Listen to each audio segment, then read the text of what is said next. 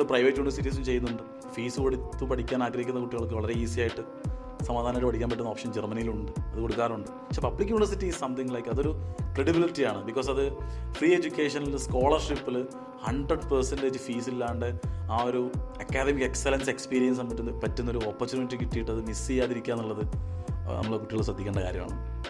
ഇപ്പോൾ ജർമ്മനിയിൽ പഠിക്കാൻ എസ്പെഷ്യലി വിത്ത് ഫ്രീ എഡ്യൂക്കേഷൻ പല സ്റ്റുഡൻസിനും ഭയങ്കര ആഗ്രഹം ഉണ്ടാവും. അപ്പോൾ അങ്ങനെയുള്ള സ്റ്റുഡൻസിന് മിനിമം എന്തൊക്കെയാണ് എൻട്രി ക്രൈറ്റീരിയാസും ശ്രദ്ധിക്കേണ്ടതായിട്ട് വരുന്നത്? എത്ര ശതമാനം മാർക്ക് വേണം, എന്തൊക്കെ ഡോക്യുമെൻറ്റ്സ് ആണ് വേണ്ടത്, അതൊക്കെ ഒന്ന് കറക്റ്റായിട്ട് പറയാൻ പറ്റുമോ?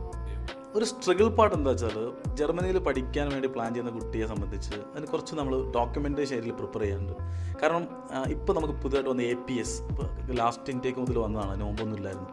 അപ്പോൾ അവരുടെ ഡോക്യുമെൻറ്റ് ചെക്ക് ചെയ്യാൻ വേണ്ടിയിട്ട് ഇന്ത്യയിലുള്ള ഡൽഹി ബേസ് ചെയ്തിട്ടുള്ള ഒരു റീജിയണൽ ഓഫീസുണ്ട്. ഇവരാണ് ആക്ച്വലി ഈ ഡോക്യുമെൻറ്റ് ചെക്ക് ചെയ്തിട്ടാണ് നമ്മൾ എന്ത് ചെയ്യുക അടുത്ത ലെയറിലോട്ട് കിടക്കാൻ പറ്റും. അപ്പോൾ APS ഇപ്പോൾ വേണം, അതിന് നമ്മൾ ഡോക്യുമെൻറ്റ്സ് വെരിഫിക്കേഷൻ പ്രോസസ്സാണ് ആക്ച്വലി. അത് കഴിഞ്ഞ് IELTS 6.5 ആണ് മേജറായിട്ട് നമുക്ക് വേണ്ടത്. ചില സെർട്ടൈൻ കോഴ്സുകൾക്ക് 7.5 കൂടുതൽ ചാൻസ് ഉണ്ട്. പിന്നെ പറയുന്ന ആപ്ലിക്കേഷൻ ഫീസ് ഉണ്ട്.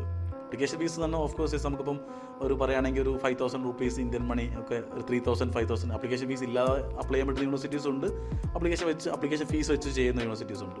അപ്പോൾ ഇങ്ങനെയുള്ളൊരു 3 ക്രൈറ്റീരിയകൾ ഇവിടെ വരുന്നുണ്ട്. പിന്നെ നമ്മളെ എൻട്രി ക്രൈറ്റീരിയ പറയുമ്പോൾ എല്ലാവരും പറയും പണ്ടൊക്കെ നമുക്ക് പറയുകയാണെങ്കിൽ 80% എബോവ് മാർക്സ് വേണമായിരുന്നു, 90% എബോവ് മാർക്ക് വേണമെന്നൊക്കെ പറയും. പക്ഷേ നമ്മളൊരു റിസർച്ചിൽ ഇപ്പം ആയിരക്കണക്കിന് കുട്ടികളെ നമുക്ക് ഓപ്ഷൻ സെറ്റ് ചെയ്ത് കൊടുത്തതിൻ്റെ എക്സ്പീരിയൻസ് പറയുകയാണെങ്കിൽ ഒരു 60% മുതൽ മാർക്കുള്ള കുട്ടിക്ക് വരെ ഓപ്ഷൻസ് വന്നിട്ടുണ്ട്. ഇപ്പോൾ ഈ ഇൻടേക്കിൽ നമ്മൾ ഇപ്പോൾ പറയുകയാണെങ്കിൽ ഇപ്പോൾ നമുക്കിപ്പം 50-55% മാർക്കുള്ള ചില മാത്തമാറ്റിക്സ് അല്ലെങ്കിൽ ഇംഗ്ലീഷ് പോലത്തെ ചില സ്ട്രീമുകളിൽ ചില ഏരിയകളിൽ പെട്ടെന്ന് മുമ്പിലേക്ക് വന്ന് കയറും. അതെങ്ങനെ വെച്ചാൽ നമുക്ക് ഈ പറയുന്ന 300-ലധികം പബ്ലിക് യൂണിവേഴ്സിറ്റികൾ ആക്ച്വലി ജർമ്മനിയിൽ ഉണ്ടെങ്കിലും അവരെ ഓരോ വർഷത്തെ അഡ്മിഷൻ ക്രൈറ്റീരിയാസ് ഇങ്ങനെ ചേഞ്ച് ചെയ്തുകൊണ്ടിരിക്കുന്നു.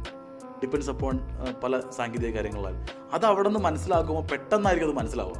അപ്പോൾ നേരത്തെ ഇങ്ങനെ ലിഖിതമായിട്ട് ഇപ്പോൾ പറയാൻ പറ്റില്ല, ലൈക്ക് നിങ്ങൾക്ക് 60% എടുത്ത് തരും, അങ്ങനെയല്ല.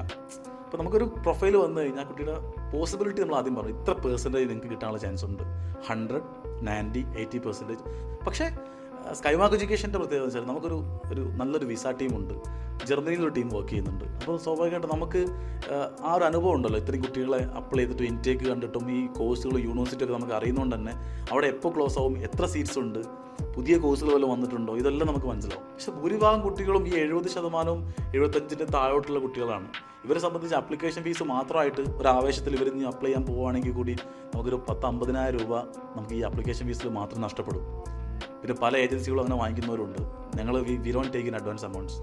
നമ്മൾ ഓഫർ ലെറ്റർ കിട്ടിയാൽ മാത്രമാണ് നമ്മൾ ബാക്കി കാര്യങ്ങളൊക്കെ വരുന്നുള്ളൂ. സോ ഒരു കുട്ടിയുടെ ഡ്രീം സെറ്റ് ചെയ്ത് കൊടുക്കാൻ ഹെൽപ്പ് ചെയ്യുക എന്നുള്ളതാണ് അവിടെ. അപ്പോൾ it's A gate way for studying abroad I think. So നമ്മൾ അങ്ങനെ ഒരു മാർക്കറ്റിംഗ് പർപ്പസിൽ മാത്രമല്ല, നമ്മളൊരു എത്തിക്കൽ വാല്യൂ കൂടി കീപ്പ് ചെയ്യുന്നതുകൊണ്ടാണ് ഈ ഒരു ഫ്രീ എഡ്യൂക്കേഷൻ എന്ന കോൺസെപ്റ്റ് ആക്ച്വലി നമ്മളുടെ സ്ഥാപനത്തിൽ ഇങ്ങനെ നിർത്തിക്കൊണ്ടുപോകുന്നത്.